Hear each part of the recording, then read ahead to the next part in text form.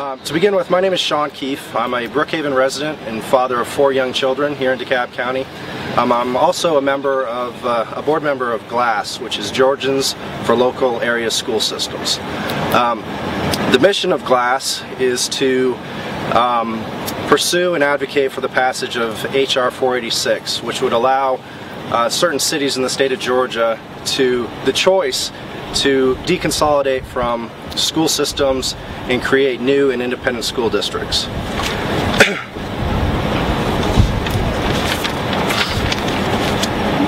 Cities which would benefit from H.R. 486's passage would be cities such as Sandy Springs and Johns Creek, Milton, Dunwoody, Brookhaven, and Chamblee. The bill currently states that any new cities from 2005 through the present and any cities that border those new cities would be eligible to have the discussion and create their own independent school district. The time for change and flexibility in public education in the state of Georgia is upon us. Of the 30 largest school districts in the United States, 4 of those are right here in Metro Atlanta, including DeKalb County with 99,000 students. Of the 180 school systems in the state of Georgia, 36 of those districts have in excess of 10,000 students. The national average for school systems is 3,500 students. If you look at the school systems in the bottom 20% for graduation rates statewide, 8 of those 36 systems have 10,000 students or more. 78% of those students in the bottom 20% come from those 8 school systems that have in excess of 10,000 students. DeKalb has a current graduation rate of 59%. The city of Decatur school system, just to the south of us in the middle of DeKalb County, has 4,200 students and a graduation rate of 94%. Obviously our system is broken. This bill would give us school systems of manageable size, school systems that can effectively use their financial resources to meet the needs of their schoolhouses and students. School systems that are local, where stakeholders can have a direct, continuous, and in-depth relationship with students, teachers, parents, administration, and their community. Lastly, intention of this bill is not to benefit the privileged few. We stand here today on the campus of Cross Keys High School, which has a long, rich tradition in our community. Unfortunately, the attention it receives from our current school system does not respect that history. Cross Keys currently has a graduation rate of 42%. Ladies and gentlemen, I'm confident that our local community can do much better for these students.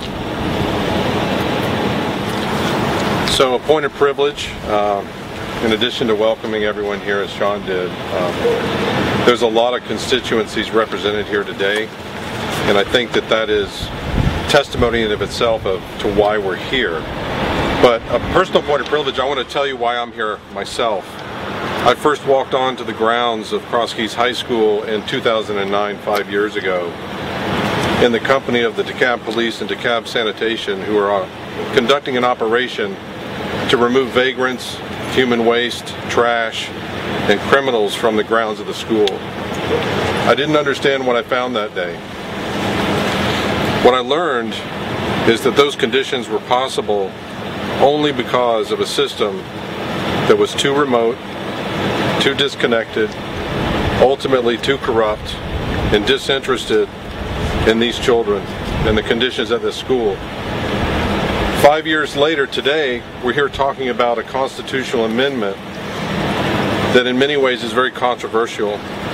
The politics of it have become very divisive, and there's a lot of rhetoric that Sean alluded to a little bit in his statement around this idea of privilege. I think I have a reputation of being a pretty frank person, and I'm going to be a little bit more direct about that topic here today.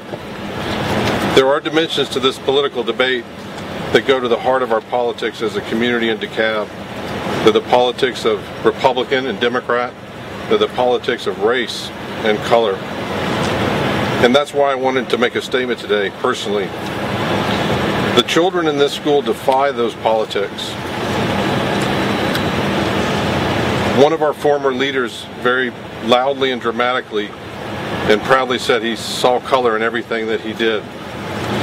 That's a beautiful thing. We live in a colorful world.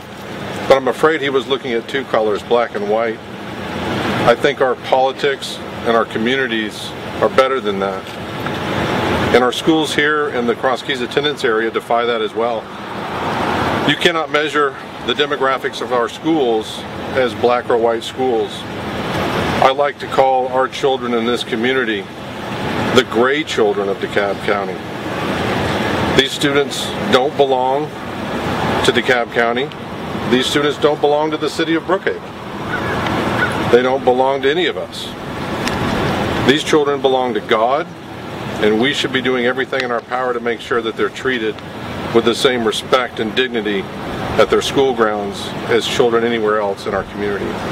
So for me, it's a very personal reason for being here today. I think that H.R. 46 represents a simple proposition. Let the children go into their own communities. Remote leadership, local leadership can argue about pedagogical programs. They can argue about the proper way to administer curriculum. But there's one thing to me that's incontrovertible, and that is that the politics that have corrupted our public education system can be minimized or eliminated through local school systems that align with communities of interest, like the cities of Dunwoody, Brookhaven, and others like them. So it's my wish that people that are considering this resolution this week at the House consider the children's interest, not the interest of their party, not the interest of their institution they may represent, and the power base behind it. And that's why I'm here today, to address that point and to answer any questions anyone may have on that subject.